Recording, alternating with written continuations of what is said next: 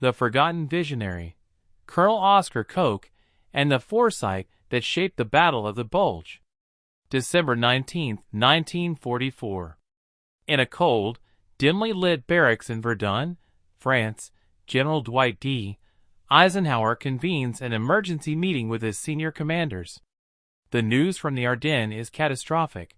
Adolf Hitler has launched a massive surprise counteroffensive, smashing a deep salient into Allied lines.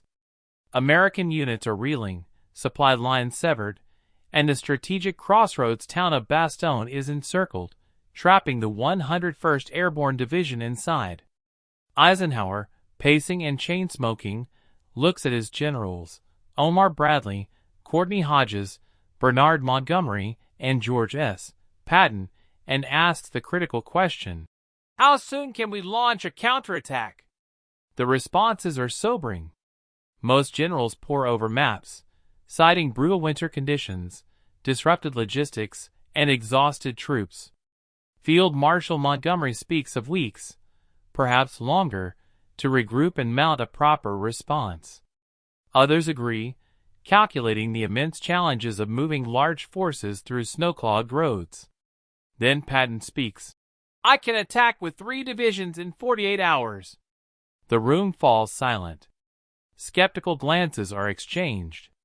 Many assume this is classic Patton bravado. Few realize he is deadly serious, and that he has been ready for this exact moment for 11 days. The man who saw the storm coming. The foundation of Patton's confidence lay with one officer whose name appears in few popular histories, Colonel Oscar W. Koch, the G2 intelligence chief of the U.S. Third Army. Oscar William Koch was born in Milwaukee, Wisconsin, in 1897. A career soldier, he enlisted early, served on the Mexican border and in World War I, and rose steadily through the ranks. In the 1930s, as an instructor at Fort Riley, Kansas, he first worked with the flamboyant George Patton. Their professional relationship deepened during World War II, with Koch serving as Patton's trusted intelligence officer from North Africa through Sicily, Normandy, and across France. Koch was the antithesis of the stereotypical battlefield hero. He never led tanks into combat or rallied troops under fire. His arena was the staff room, surrounded by maps, radio intercepts, aerial photographs, prisoner reports, and order of battle charts. He pioneered the fusion of all available intelligence sources, including secret ultra-decrypts, into coherent, actionable assessments. His hallmark was unflinching accuracy. He assessed enemy capabilities based on hard evidence, not wishful thinking or consensus. In early December 1944, while Supreme Headquarters Allied Expeditionary Force, SHAF, intelligence dismissed German activity as routine refitting, insisting the Wehrmacht was exhausted and the war would end by Christmas, Koch detected unmistakable warning signs. German radio traffic had spiked dramatically. Prisoners captured along the quiet Ardennes front spoke of elite SS Panzer units, and fresh divisions arriving from the Eastern Front. French and Belgian civilians reported nighttime convoys of tanks, artillery, and troops moving under strict blackout.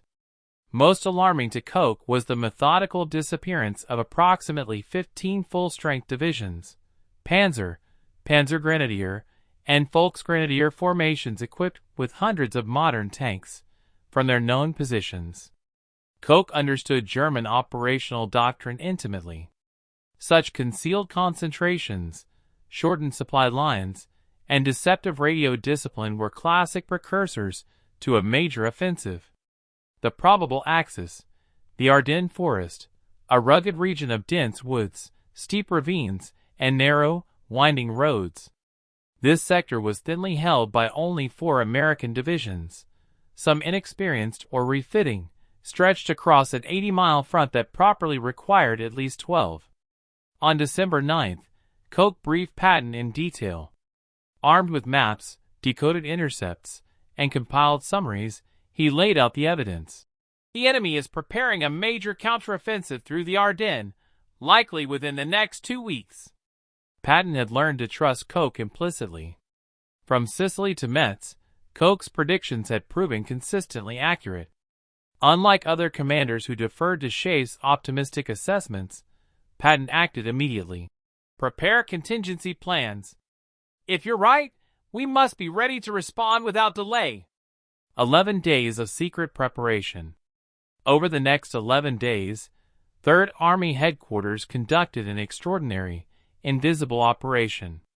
Koch and Patton's staff developed 3 comprehensive contingency plans, each detailing how to halt the ongoing offensive in the Saar region, execute a 90-degree wheel northward, and strike the southern flank of any German penetration to relieve encircled units. The planning was exhaustive. Truck routes were mapped down to specific intersections and bridges. Alternate roads were identified to avoid bottlenecks. Fuel depots and ammunition dumps were pre-positioned along projected paths. Artillery units were placed on alert for rapid displacement. Infantry regiments received assigned assembly areas. Engineers prepared for river crossings and road repairs in icy conditions. Signal teams planned new radio networks. All preparations accounted for moving more than 130,000 troops and tens of thousands of vehicles in sub-zero temperatures, blinding snow, and limited daylight, without the benefit of modern communications or navigation. To other Allied commands, this effort appeared wasteful, diverting resources from active operations. Patton offered no explanations to his peers or superiors. He simply ensured his army was prepared. December 16th, the predicted offensive begins. At 5:30 a.m. on December 16, 1944, German artillery opened along an 80-mile front. Through thick fog and falling snow, over 200,000 troops, supported by nearly 1,000 tanks, including heavy Tiger IIs, advanced in Operation Watch on the Rhine, Hitler's ambitious plan to capture Antwerp and split the Allied armies. SHAF was caught completely off guard. Confusion reigned at higher headquarters. Communications broke down, reports conflicted. The speed and scale of the attack overwhelmed initial defenses. At 3rd Army Headquarters, the reaction was markedly different. Patton turned to Koch and said calmly, "Oscar, you were right. Bring me the contingency plans." While other commands scrambled to comprehend the situation, 3rd Army began executing a maneuver rehearsed 11 days earlier. The Verdun Conference and Patton's bold commitment. Back in Verdun on December 19th, Patton's promise of a 48-hour counterattack stunned his fellow generals. In reality, mobilization was already underway. The 4th Armored Division, among others, spearheaded the drive northward, battling fierce resistance, minefields, and treacherous weather. The pivot became one of the war's great logistical achievements, a massive army shifting direction 90 degrees in days, rather than the weeks others estimated. December 26th, the relief of Bastogne? 81 years ago today, December 26, 1944, lead elements of the 4th Armored Division, commanded by Major General Hugh Gaffey, fought through to Bastogne. The Sherman tank, Cobra King, led by Lieutenant Charles Boggess, blasted past German roadblocks near Ardennes and linked up with outposts of the 101st Airborne Division under Brigadier General Anthony McAuliffe. The besieged defenders, low on ammunition, food, and medical supplies, but unyielding in spirit, famously replying, "Nuts!" to a German surrender demand, were finally relieved. A narrow corridor was opened, supplies flowed in. The German thrust began to lose momentum. Post-war interrogations of German commanders revealed consistent surprise. They had not anticipated such a rapid, powerful Allied response from the south. They believed they had weeks to consolidate gains. Koch's foresight and Patton's preparation denied them that time. A timeless lesson in intelligence and leadership. What set Oscar Koch apart was his rigorous adherence to evidence over consensus. He saw patterns where others saw noise, capabilities where others saw exhaustion.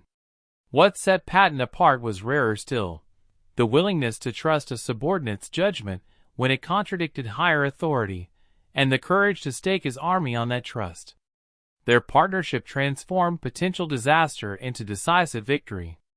It saved thousands of American lives, preserved the Allied front, and hastened the end of the war in Europe. Koch retired as a brigadier general and later wrote G2, Intelligence for Patton, a foundational text on military intelligence. He was inducted into the Military Intelligence Hall of Fame, and facilities at Fort Huachuca bear his name. Yet he remains one of the war's most under-recognized figures. On this anniversary of Bastogne's relief, the story of Oscar Koch endures as a powerful reminder. History's turning points often depend not on thunderous charges or dramatic speeches, but on quiet analysts who see what others miss, and leaders bold enough to act on their vision.